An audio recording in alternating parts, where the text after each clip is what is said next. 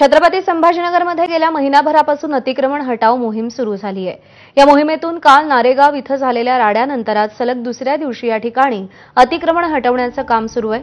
आज या ठिकाणी पोलिसांचा मोठा बंदोबस्त तैनात करण्यात आलाय।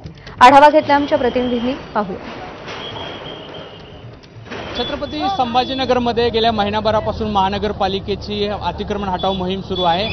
कालच्या नारेगाव येथील राड्यानंतर आज मोठ्या प्रमाणावरती बंदोबस्त वाढवलेला आहे। महानगरपालिकेचे कर्मचारी देखील खूप मोठ्या प्रमाणावर या ठिकाणी आहेत। नारेगाव येथे सलग दुसऱ्या दिवशी अतिक्रमण हटाव मोहीम चालू आहे।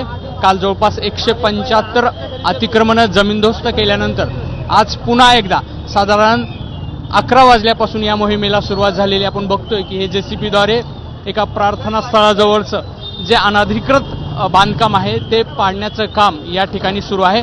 खरं तर काहीच संवेदनशील गोष्टी देखील या अतिक्रमण मोहिमेदरम्यान झालेल्या आहेत। काल काही व्यक्तिगत वादातून या ठिकाणी अतिक्रमण मोहिमेदरम्यान गालबोट लागलं। यामुळे या ठिकाणी मोठ्या प्रमाणावरती बंदोबस्त तैनात करण्यात आले आहे। पोलिसांची अतिरिक्त कुमक मागवण्यात आलेली आहे। आज दिवसभर ही सगळी मोहीम चालेल, अर्थात उद्या देखील याच भागामध्ये ही मोहीम होण्याची शक्यता आहे। आज प्रतिसाद कसा मिळतो त्यावर देखील खूप काही अवलंबून आहे। धनंजय दारुंटे सह रवी मुंडे, एबीपी माझा, छत्रपती संभाजीनगर।